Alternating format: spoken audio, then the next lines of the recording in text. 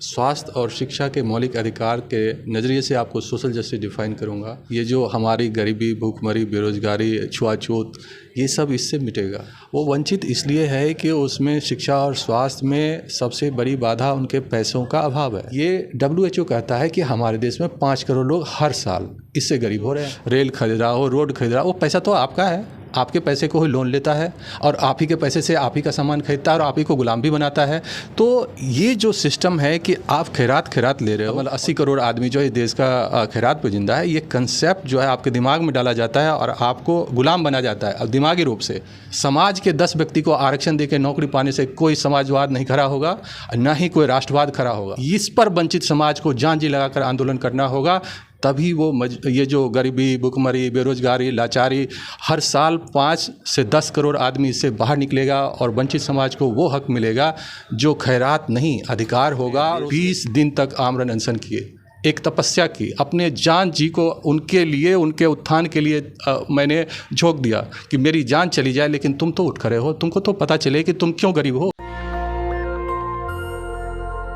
के head of department cardiology के professor ओम शंकर जी हैं और देखिए 20 दिनों के अनशन के बाद वो मांग कर रहे थे कि कार्डियोलॉजी डिपार्टमेंट हृदय विभाग में कम से कम 40 बेड बढ़ाई जाए लोगों के लिए, और इसलिए वो अनशन कर रहे थे। और देखिए 20 दिन के अनशन करने के बाद कल ही उन्होंने अनशन तोड़ा है शाम में, और आज वो फिर काम में लगे हुए हैं और देखिए वो अपना काम कर रहे हैं। मेरे कैमरामैन आपको दिखा रहे हैं। 20 दिन के अनशन के बाद 21वें दिन वो फिर से ड्यूटी पर हैं, काम कर रहे हैं। हेड ऑफ डिपार्टमेंट है कार्डियोलॉजी डिपार्टमेंट के। आम लोगों का बहुत समर्थन है, उनको स्नेह है। गरीब सोचिए आज के दौर में जब हॉस्पिटल का प्राइवेटाइजेशन हो रहा है, हॉस्पिटल को लोग होटल समझ रहे हैं, करोड़ों की लूट हो रही है, वहाँ डॉक्टर ओम शंकर जैसे लोग हैं जो चाहते हैं कि सरकारी अस्पतालों में और बेड बढ़े ताकि गरीब लोगों का इलाज संभव हो सके। हाल के दिनों में जिस तरह से हार्ट अटैक की बीमारी बढ़ी है, जिस तरह से कोरोना वैक्सीन के बाद लोगों की मौत चलते चलते हो रही है, हीट स्ट्रोक से मौत हो रही है, इन्हीं सब तमाम मुद्दों पर बात करेंगे। सर 20 दिन का लंबा हड़ताल, मांग यही थी कि बेड बढ़ाई जाए। बिल्कुल, और अभी भी वही है, ना सिर्फ यहाँ के बल्कि सभी देश के अस्पतालों में बेड बढ़ाई जाए। और यही एक बड़ा आंदोलन जो है जिसको स्वास्थ्य के मौलिक अधिकार की लड़ाई है। स्वास्थ्य के मौलिक अधिकार जो है, मैं आपको बताता हूँ, जो सोशल जस्टिस की लड़ाई लोग लड़ते हैं वो उन्होंने कभी स्वास्थ्य के नज़रिए से नहीं देखा। मैंने स्वास्थ्य और शिक्षा के मौलिक अधिकार के नज़रिए से आपको सोशल जस्टिस डिफ़ाइन करूँगा, जो सच में आपको मालूम होगा कि आखिर समस्या का हमारा जड़ कहाँ है। ये जो हमारी गरीबी, भूखमरी, बेरोज़गारी, छुआछूत, ये सब इससे मिटेगा स्वास्थ्य और शिक्षा के मौलिक अधिकार से। पहले आप देखिए होता क्या है, हमारे बीच में जो भी बैरियर है, जो हमें जब वंचित समाज जो बना दिया है हम लोग को, वो वंचित समाज 90% आबादी वंचित समाज है किसी देश का। वो वंचित इसलिए है कि उसमें शिक्षा और स्वास्थ्य में सबसे बड़ी बाधा उनके पैसों का अभाव है। उनके पास पैसे नहीं है, और जो भी पैसा वो बेचारा अपने जीवन भर जो भी पैसा पेट काट करके जुगाड़ करते हैं, ये 90-95% आबादी जो है अपने पूरे जीवन में 5 लाख से ऊपर नहीं कमा पाते हैं। और जब ये 5 लाख कमा लेते हैं तो उनकी आयु 50-60 हो जाती है, जो कमा भी लेते हैं। और उस समय इनके सामने 3 समस्याएं होती है। एक कि उनकी बेटियां बड़ी हो जाती है, और दहेज प्रथा सबसे गंदी प्रथा जो इस देश के अंदर है, उस पर भी बहुत बड़े सत्याग्रह की आवश्यकता है। हो सकता है आगे चलकर हम लोग उस पर भी बहुत बड़ा आंदोलन खड़ा करेंगे। दूसरी है कि बेटे बड़े हो गए हैं, अब जो भी पढ़ाई की उन्होंने सेल्फ डिपेंडेंस तो पैदा नहीं कर रहा है। वो एक ऐसा सिस्टम पैदा कर रहा है जहाँ कि आपको फिर उसके बाद या तो उसको कहीं नौकरी मिल जाए और या तो फिर बेरोजगार लेके वो घूमते हैं। मेन है कि अस्पताल और कोर्ट कचहरी में आप कंगाल हो जाते हैं। जी बिल्कुल। तो इसमें कंगाली कैसे होती है वही मैं बता रहा हूँ। 5 लाख का आपको, और तीसरी है कि 50-60 में आपको बीमारी हो गई। बीमारी मतलब अस्पताल जाना है। अस्पताल 2 ही है, या तो सरकारी होंगे या प्राइवेट होंगे। सरकारी अस्पताल आज सिर्फ 15% हेल्थ केयर में लोगों को फैसिलिटी दे पा रही है। तो 85% जो बहुसंख्यक आबादी है, वो आबादी तो फिर उसी 15% जो दे रहे हैं वो भी बहुत कम है। और इनका अप्रोच है पैरवी, मतलब वो भी अप्रोच बहुत सारे उसमें आपको पता है कि वहाँ है। और जो 85% जो हॉस्पिटल प्राइवेट जहां आप जाएंगे, सिर्फ 5 दिन अगर आप भर्ती हो गए, आपका खुद का भी कोई निजी एक्सपीरियंस जरूर होगा। और मुझे लगता है इस देश के जो भी जनता मुझे सुन रहे हैं, 5 लाख 10 लाख रुपए लेते हैं। हाँ, मतलब एक दिन ना छोड़े, मैं तो 5 दिन की कह रहा हूँ कि 5 दिन पर आप होंगे ही किसी न किसी तरह घुमा फिरा के, और हर व्यक्ति का कहीं न कहीं इससे पाला पड़ा ही होगा और उसका व्यक्तिगत अनुभव भी होगा। वही मैं कह रहा हूँ, 5 दिन अस्पताल में भर्ती हो मतलब पूरे जीवन की कमाई खत्म। और ख़त्म का मतलब क्या हुआ? विकास की सीढ़ी में जो 5 कदम आप आगे बढ़े थे, फिर से फिसलकर 0 पे पहुँच गए। हो सकता है नकारात्मक भी हो जाए, ज़मीन ज़्यादा जो पहले थी वो भी बिक जाए, गिरवी, हाँ जी जी जी जी, सब कुछ। अब फिर इस कंडीशन इसी तक हमारे यहाँ तो गिरवी रखते हैं। बिल्कुल। और उसके बाद अगर आप जाएंगे, अब घर पहुँचे, बीमारी से इलाज करा के, बहुत तो पहुँच भी नहीं पाएंगे क्योंकि हो सकता है उससे ज़्यादा भी खर्च मांगे, आपने इलाज नहीं कराया तो फिर आप उसमें भी जान चली गई। और दूसरा, अगर वापस हुए आए तो फिर 3 समस्या आपके साथ खड़ी होगी। बेटी तो अभी भी शादी के लिए खड़ी है, बेटा वैसे बेरोजगार है, आप खुद बीमार बन के आगे दवा खानी है।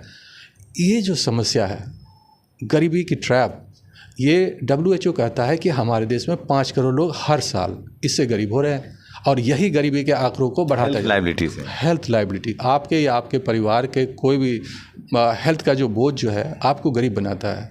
अगर हम स्वास्थ्य के मौलिक अधिकार लागू कर दें वास्तविक तौर पर, खाली कागजी किताबों, राइट टू एजुकेशन है, आप राइट टू हेल्थ की बात कर रहे हैं। राइट टू एजुकेशन भी बताएंगे कितना फ्रॉड है, उस पर मैं उसके बाद अभी बता रहा हूँ। पहले राइट टू हेल्थ की बात कर लेते हैं। राइट टू हेल्थ में जब हम आप सभी नागरिकों को दे देते हैं, कोई इसमें नहीं, अडानी भी रहे और गरीब का कोई बच्चा भी रहे, मुझे इसमें नहीं है कोई भी ऐसा कोई कि मैं विभेद हो उसमें।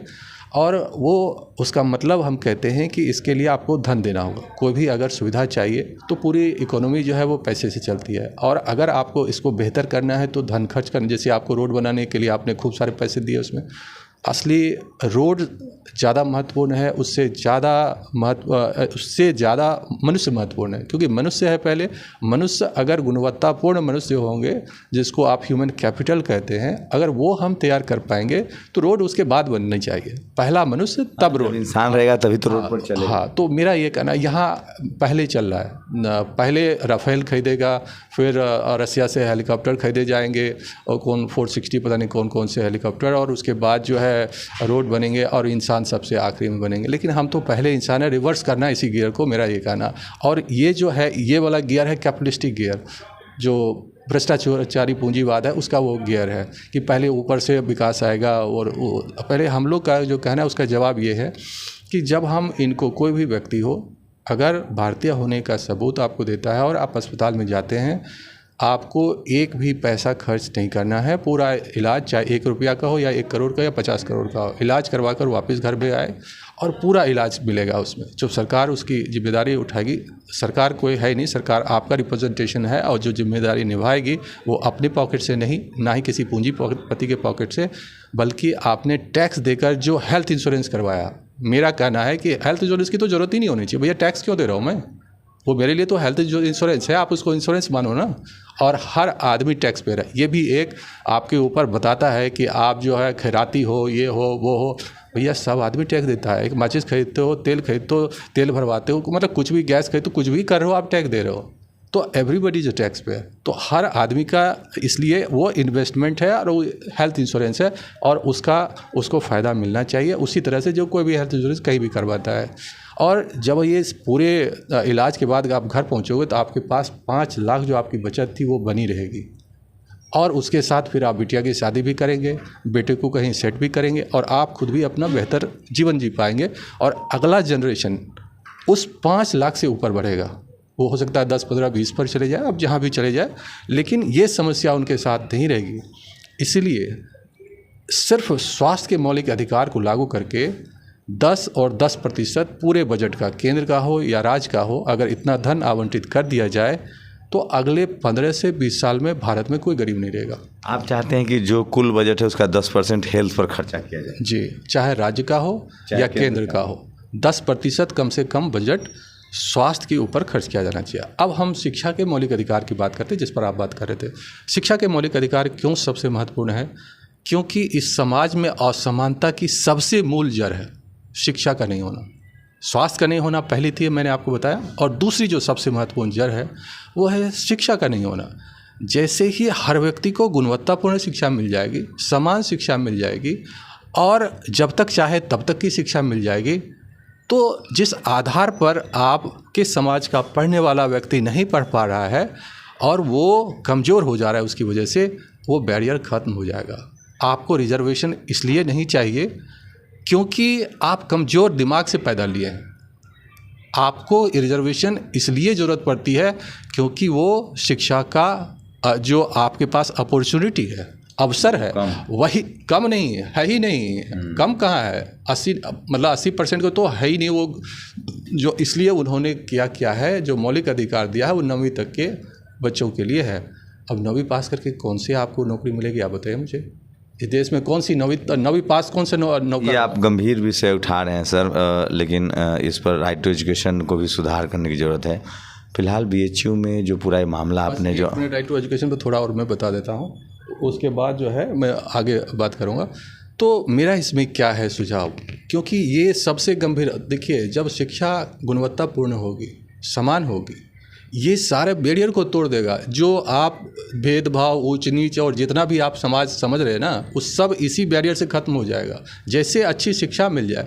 अब आपके साथ अगर कोई भेदभाव करेगा तो आप क्या करेंगे उसका जवाब? और इस तरह 90% समाज अगर हर आदमी आपकी तरह हो जाए, पढ़ेगा तो गुणवत्तापूर्ण शिक्षा से होगा ही होगा। जी बिल्कुल। और जब सवाल पूछने वाला हो जाएगा तो उसके पास जवाब तो है नहीं इस बेईमानी का।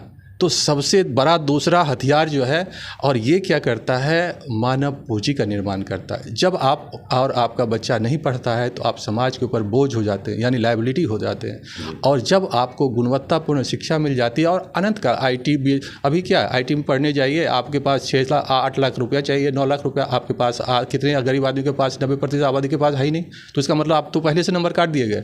तो ये जो चाहे कोई भी मेडिकल में पढ़ने जाएंगे, इसी तरह की आपको भेद हो। तो मेरा कहना है कि वो जब तक पढ़े, अगर अमेरिका, इंग्लैंड और विदेश में भी कहीं पढ़ने जाना है तो ये आपकी जिम्मेदारी है, सरकार की जिम्मेदारी है, उसको वहाँ भी सपोर्ट करना है। वो जहाँ तक पढ़ना चाहे, वो गरीब का बच्चा क्यों ना हो, और वो भी इंश्योरेंस, उसी इंश्योरेंस के द्वारा, एजुकेशन इंश्योरेंस के द्वारा जो आपने टैक्स में दिया है, किसी के पॉकेट से नहीं चाहिए, किसी नेता के पॉकेट से नहीं, किसी पूंजी पॉकेट से नहीं। और खैरात करने वालों को उल्टा जवाब देना पड़ेगा कि इस देश में अगर कोई खैरात लेता है तो वो पूंजीपति है। अगर आप कोविड में आपको देख लीजिए, 20 लाख करोड़ जो है पहले खैरात की थी, वो एक टैक्स रिलैक्सेशन के नाम पर, उसके बाद अब तो 20-20 करोड़, 24-24 करोड़ माफ़ कर दिया जा रहा है। मैं वही कह रहा हूँ कि ये जो लाख करोड़, 20-20 करोड़, 1000 करोड़ की तो बात ही नहीं है। 16 लाख करोड़ तो ऐसे ही NPA करके आपको दे दिया गया उनको कि वो लौट के भाग गए बाहर, और अब खाली है और वो NPA हो गए। आपका 1 लाख भी NPA, 1000, 10,000 भी NPA नहीं हो रहा है। और कहते हैं कि आप खैरात आपको बता दें, अरे खैरात पर कौन जिंदा? इस देश का पूंजीपति जिंदा। जो सामान खरीद रहा है वो, चाहे कोई भी संसाधन, आपके जो रेल खरीद रहा हो, रोड खरीद रहा हो, वो पैसा तो आपका है। आपके पैसे को ही लोन लेता है और आप ही के पैसे से आप ही का सामान खरीदता है और आप ही को गुलाम भी बनाता है। तो ये जो सिस्टम है कि आप खैरात ले रहे हो और 40 करोड़ लोग जो है खैरात पे जिंदा है, मतलब 80 करोड़ आदमी जो है देश का खैरात पे जिंदा है। ये कंसेप्ट जो है आपके दिमाग में डाला जाता है और आपको गुलाम बना जाता है, अब दिमागी रूप से। अब आपको मैं गुलामी से आज़ादी की तरफ ले जाता हूँ कि वो आपका पैसा है, आप एक टैक्स पेयर हैं, कोई खैरात आपको नहीं देता है, आपका ही पैसा आपको देता है। और जो ऐश कर रहा है वो खैरात पर पल रहा है, वो 100 रुपया में 90 रुपया आपका चुरा के अपने लिए ऐश कर रहा है, आपको वापस 10% देने में भी बेईमानी की बात करता है। तो करना क्या है, हर बच्चे को एजुकेशन, जैसे ही एजुकेशन के लायक हो, स्कूल में दाखिला हो, और जब तक वो पढ़ना चाहे, किसी भी समाज का हो, किसी भी जाति, किसी भी धर्म, किसी भी संप्रदाय को, सबको समान अवसर शिक्षा और स्वास्थ्य के दे दीजिए। यहाँ से हर व्यक्ति ह्यूमन कैपिटल बनकर उभरेगा। जैसे मैं अगर आज डॉक्टर हूँ, मैं आंदोलन कर रहा था, मान लिया मेरी नौकरी ली होती और डिग्री भी ले ली थी, लेकिन आपको लगता है कि मैं भूखे मर जाता? नहीं, क्योंकि मेरे पास बुद्धि है। तभी मजबूत राष्ट्र बनेगा, तभी सोने की चिड़िया बनेगा। हाँ, इससे भारत असली राष्ट्रवाद, ये असली राष्ट्रवाद है, ये असली सामाजिक न्याय है। समाज के 10 व्यक्ति को आरक्षण देकर नौकरी पाने से कोई समाजवाद नहीं खड़ा होगा, ना ही कोई राष्ट्रवाद खड़ा होगा। ये लायबिलिटी पैदा किया जा रहा है पूंजी, जो आपका क्रोनी कैपिटलिज्म यानी भ्रष्टाचारी पूंजीवाद द्वारा, और आप ही का पैसा खाकर आपके ऊपर ही एहसान दे रहा है। इसलिए आपको सामाजिक, मैंने एक लेख लिखा है, देखिए कब वो छपता है, रीडिफाइनिंग सोशल जस्टिस। जो समाज को एजुकेशन और हेल्थ का अधिकार जो है वो सबसे पहले प्रायोरिटी पर ये है, रूट से कॉज करेक्ट करेगा। जैसे ये वैसे ही देखिए, जैसे किसी को मलेरिया हो गया और गांव का डॉक्टर जो है उसको पैरासीटामोल खिला दे रहा है, तो उससे क्या होगा कि थोड़ी देर के तो बुखार कम होगा, लेकिन मलेरिया शरीर में और फैलेगा और उसकी जान ले लेगा। और यही इस हज़ारों सालों से इस देश में वंचित समाज के साथ हुआ है। तो वंचित समाज को मैं सामाजिक न्याय की एक नई परिभाषा समझा रहा हूँ। ये सबसे बड़ा रिवॉल्यूशन है। और चाहे वो पक्ष का हो या विपक्ष का हो, इस पर वंचित समाज को जान जी लगाकर आंदोलन करना होगा। तभी वो ये जो गरीबी, भुखमरी, बेरोजगारी, लाचारी, हर साल 5 से 10 करोड़ आदमी इससे बाहर निकलेगा और वंचित समाज को वो हक मिलेगा जो खैरात नहीं, अधिकार होगा। और उसके लिए देश मजबूत, समाज मजबूत, सब और समानांतर समाज मजबूत होगा। क्योंकि मान लिया जाए, देखिए, जैसा मेरा चेहरा बहुत सुंदर हो, मेरा हो सकता है ऊपर का हिस्सा भी बहुत सुंदर हो, लेकिन एक पैर जो है वो सड़ जाए, तो क्या मैं जिंदा रहूँगा? और जब आपने लाइबिलिटी बना दिया तो वो सरे हुए पैर की तरह, बड़ा तबका यहाँ गरीब और लाइबिलिटी, जी हाँ, वो लाइबिलिटी बना हुआ है। ये है असली हमारे समाज जो वंचित तबका के लिए कमजोरी, और समाज और देश के लिए भी एक बहुत बड़ी ये जिम्मेदारी है। इसलिए हमारा देश जो है फिसली वाला विकास खेल रहा है, और इसलिए अमीरों का विकास ऊपर में नाच रहा है। जैसे है ना कि वो नेता पूंजीपति बना रहा है और पूंजीपति नेता बना रहा है, और विकास उसी दोनों के बीच में घूमता जा रहा है। और आपका पैसा यहाँ से उड़ता जा रहा है, सबके पॉकेट से निकल के पैसा ऊपर में उड़ता जा रहा है उनके पॉकेट में। जैसा मेघ ऐसा है कि पानी नीचे से गर्म होकर ऊपर जा रहा है, लेकिन मेघ बरस नहीं रहा है, एक भी बूंद टपक नहीं रही है। हम लोग मुँह वाके खड़े हुए, अरे टिकल डाउन होगा, टिकल डाउन, कब वो पानी कभी बूंद ऐसा बादल है, बरसता ही नहीं है, खाली दिखता है कि बादल है। और इसी फरेब को ख़त्म करने के लिए, इस देश के वंचित लोग को खड़ा करने के लिए, जगाने के लिए मैंने 20 दिन तक आमरण अनशन किए, एक तपस्या की, अपने जान जी को उनके लिए, उनके उत्थान के लिए मैंने झोंक दिया कि मेरी जान चली जाए, लेकिन तुम तो उठ खड़े हो, तुमको तो पता चले कि तुम क्यों गरीब हो। यहाँ पर तो बहुत दबाव था कि आप अनशन खत्म। जी, तो सब तरह के दबाव, देखिए, पहले तो मैं एक डॉक्टर हूँ, तो सबसे ज़्यादा दबाव तो मेरे मरीजों का होता है मेरे ऊपर कि भाई आप चले जाएंगे तो मेरा कौन होगा। क्योंकि वो जिस गरीब मरीज की आप बात कर रहे हैं, उसको इस अस्पताल को देखिए, उसके लिए मैं 5 स्टार अस्पताल खोला, जो बाहर में जो उनको नहीं मिल रहा है उसके लिए मैं 5 स्टार हॉस्पिटल की बात करूँ, जो एक आपके सामने बना हुआ है। ये बिल्डिंग मेरी देन है जहाँ आप बैठे हुए हैं, और ऐसे कई सारे बिल्डिंग बने हैं। तो मैं चाहता हूँ कि गरीब और अमीर की ये खाई स्वास्थ्य और शिक्षा के से ख़त्म हो जाए, और देश में गरीबी, भुखमरी जड़ से ख़त्म हो, आदमी को समान शिक्षा और स्वास्थ्य के अवसर मिले। ये सबसे बड़ा मसला था। और पूरे चुनाव में किसी भी पार्टी का ये पक्ष विपक्ष किसी का मसला नहीं था। इसलिए मैंने सबको झकझोरा कि आने वाली सरकार जो है, उससे पहले मैंने आपको 2 टास्क दे दिया है कि आपको करना क्या है। बीएचयू पर आप आते हैं कि बीएचयू क्या मसला है। बीएचयू तो और भी अद्भुत है। यहाँ के कुलपति हैं, गुजरात से आए हैं, और आए तो आए, ये किसी देश के संविधान को नहीं मानते। इसके लिए है I am the state and my word the law, मैं ही सब कुछ हूँ, जो कहूँगा वही कानून है। यहाँ पर सबसे पहले जो भी खुद संविधान के दम पर यहाँ डायरेक्टर बीसी बने हैं, अरे संविधान के बल पर नहीं बने हैं।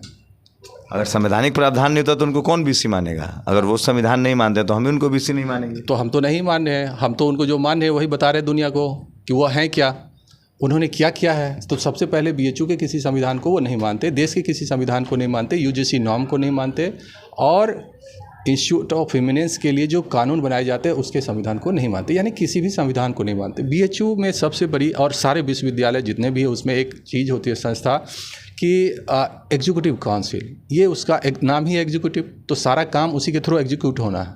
इन्होंने क्या किया, अभी उनका कार्यकाल और 6-8 महीने बचे हुए हैं, और लगभग अपना मतलब सारा कार्यकाल ख़त्म करने के कगार में हैं। 2.5 साल के आसपास कार्यकाल हो चुका है, आज तक एग्जीक्यूटिव काउंसिल नहीं बनाया, नहीं बन पाया। गुजरात से? जी, गुजरात से हैं, और एग्जीक्यूटिव काउंसिल नहीं बनाया।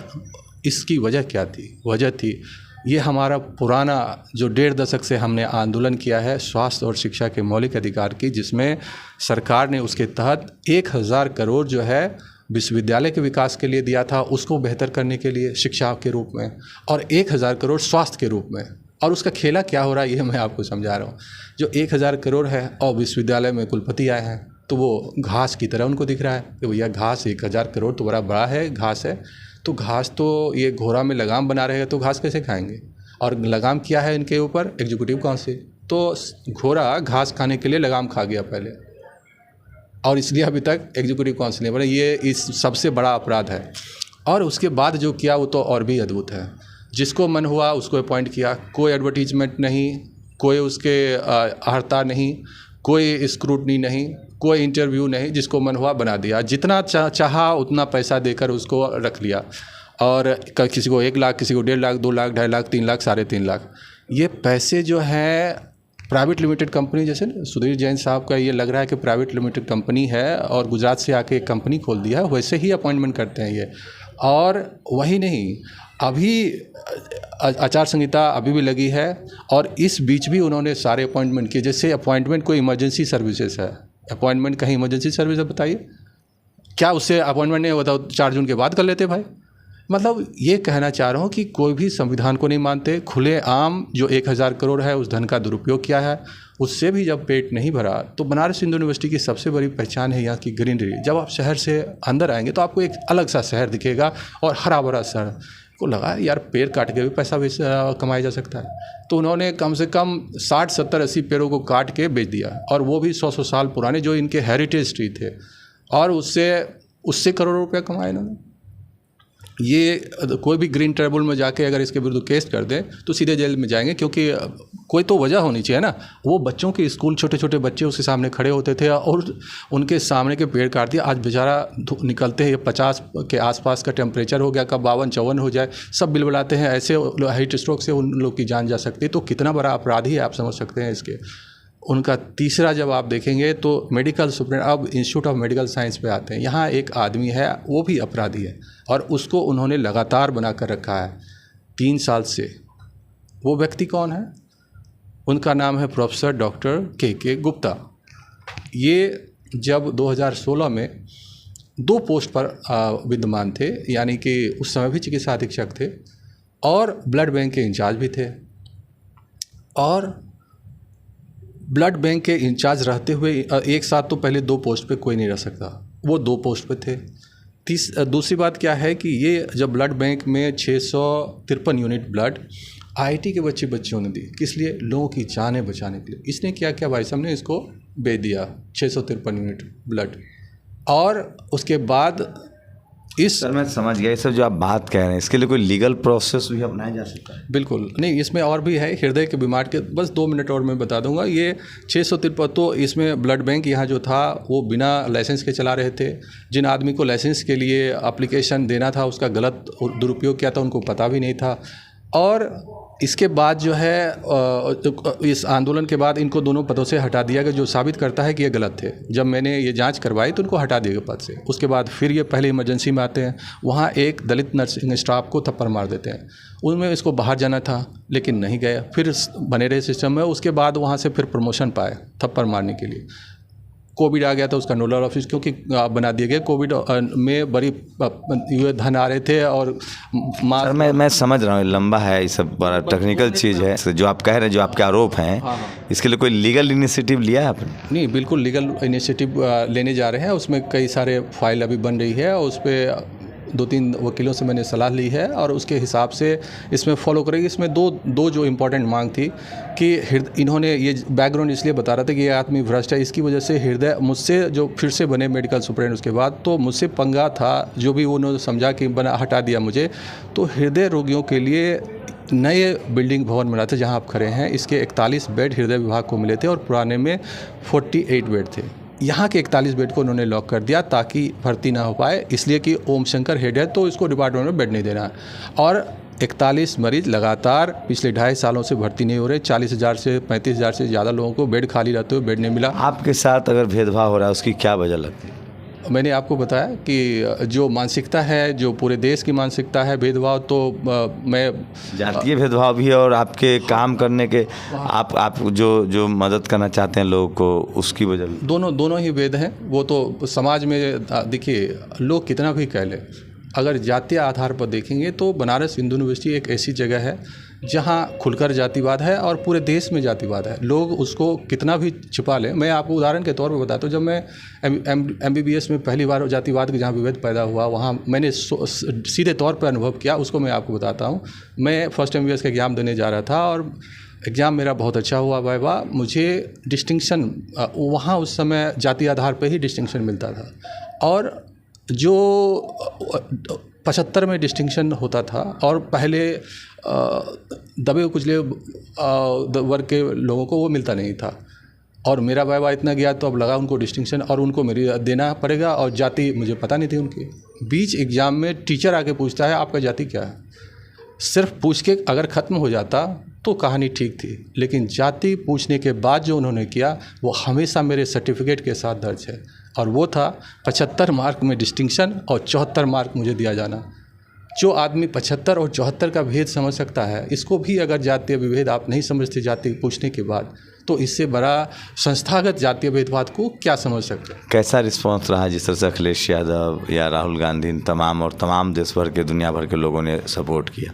उम्मीद थी इतना सपोर्ट? नहीं, बिल्कुल भी उम्मीद नहीं थी, और मुझे लगता है कि मतलब इस देश के शायद ही मतलब जो हमने आंदोलन किया इसमें पूरा समाज उठ खड़ा हुआ। ये किसी जाति धर्म व्यक्ति के लिए, सब पार्टी के लिए था भी नहीं, और चाहे राहुल जी हो, अखिलेश जी हो, चाहे सारे धर्म गुरु हो या पेशेंट हो, हर व्यक्ति ने खुलकर इस मीडिया, मतलब मैं कह सकता हूँ कि सबसे बड़ा मीडिया था जिन्होंने बहुत अच्छे ढंग से इस सही कॉज के लिए खड़ा हुआ। और लोग अब इस तरह इतने खड़े हो गए हैं, इतने समझदार हो गए। इसके बाद तुषार गांधी सर का आना, गांधी जी के प्रपौत्र जो हैं उनका हमारे पास आना, 3-4 दिन बना रहना, और आनंद जी हैं उनका रहना, और भी जितने भी बहुत सारे जो रंगीला जी हैं, और मतलब क्या उस कन्नन साहब, मतलब कितने का मैं नाम लूँ। इस देश का कोई ऐसा बुद्धिजीवी नहीं है जो आंदोलन में सीधे या परोक्ष रूप से नहीं शामिल हुए, और इनका फल ये हुआ है कि अब इस देश में जिस लड़ाई को, सामाजिक न्याय की जिस लड़ाई को नए ढंग से हमने रिडिफाइन किया है, उस सोशल जस्टिस को 5 साल में पाया जा सकता है। कोई आश्वासन मिला है एडमिनिस्ट्रेशन की तरफ से कि आपकी मांगों को? नहीं, एडमिनिस्ट्रेशन में आखिर देखिए 3 एडमिनिस्ट्रेटर के थे इसमें, एक डीन थे, एक डायरेक्टर थे, और एक मेडिकल सुपरिटेंडेंट थे, एक वाइस चांसलर थे, एक डायरेक्टर थे, एक मेडिकल सुपरिटेंडेंट थे। वाइस चांसलर जो हैं उनके बारे में आपको बताया कि खुद अपराध के घेरे में है और अपराधी को संरक्षण दे रहे हैं, तो वो मुझे लिख के क्या देंगे, तो उनका कोई रीज़न नहीं था। मेडिकल सुपरिटेंडेंट लिख के नहीं दे सकते क्योंकि वो खुद एक अपराधी थे जो ब्लड बैंक और अदर आर्थिक अपराधों में है। डायरेक्टर साहब इन दोनों के साथ मिल गए, अपने ही आदेश से पलट गए और मेरे ही विरुद्ध कहने लगे और झूठा प्रचार किया, फेक न्यूज़ पर आया। लोगों का समर्थन मिला? बिल्कुल, बहुत ज़बरदस्त। और इस तरह से मतलब इमोशनली मैं भाव विभोर हो गया कि ऐसे लोग जिनको मैं जानता नहीं था मुझे फ़ोन करके रोने लग रहे थे कि अगर आपकी मृत्यु हो जाती है तो मुझे कौन देखेगा। मैं नहीं जानता था उनको। तो सोचिए ऐसे दौर में जब प्राइवेट हॉस्पिटल का क्रेज बढ़ रहा है, लोगों से पैसे लूटे जा रहे हैं, डॉक्टर ओम शंकर BHU में कार्डियो विभाग में हेड ऑफ डिपार्टमेंट हैं, और उनकी कोशिश है कि सरकारी स्कूलों को और सरकारी अस्पताल और स्कूलों को दोनों को और बेहतर किया जाए ताकि यहाँ लोग गरीबी से निकल पाएँ। गरीबी की सबसे बड़ी वजह शिक्षा और हेल्थ पर खर्चा। तो हमारे यहाँ कहावत है कि डॉक्टर और वकील दोनों से दूर रहिए, और तभी दोनों से दूर रह पाएंगे जब आप शिक्षित होंगे। तो डॉक्टर साहब का बड़ा विजन है, और 20 दिन उन्होंने फास्ट किया है, 20 दिन उन्होंने भूख हड़ताल किया, आंदोलन चलाया, और पूरे देश और दुनिया भर के लोगों ने, जो अमन पसंद लोग हैं, जो मानवता पसंद लोग हैं, उन्होंने इनकी मदद की, और इसलिए हम लोग इस इंटरव्यू पर आए थे। आपकी क्या प्रतिक्रिया डॉक्टर साहब के जो निजी विचार हैं, जो प्लानिंग है, उस पर आपकी क्या राय है? वो राइट टू हेल्थ के लिए लगातार लड़ रहे हैं और वो चाहते हैं कि सरकारी अस्पताल और स्कूल और बेहतर हो। शुक्रिया डॉक्टर साहब। शुक्रिया, बहुत बहुत धन्यवाद। अपना ख्याल भी रखें। हाँ, बिल्कुल जी। तो Shambhu Kumar Singh, national Dastak, BHU UP। National Dastak की आपसे गुजारिश है कि अगर इसको बचाना चाहते हैं तो नेशनल दस्तक को सब्सक्राइब करने के लिए रेड कलर के सब्सक्राइब बटन को दबाएं, फिर बेल आइकन की घंटी दबाएं। नेशनल दस्तक को बचाने के लिए बहुत ज़रूरी है कि हर खबर को शेयर करें, लाइक करें, कमेंट जरूर करें।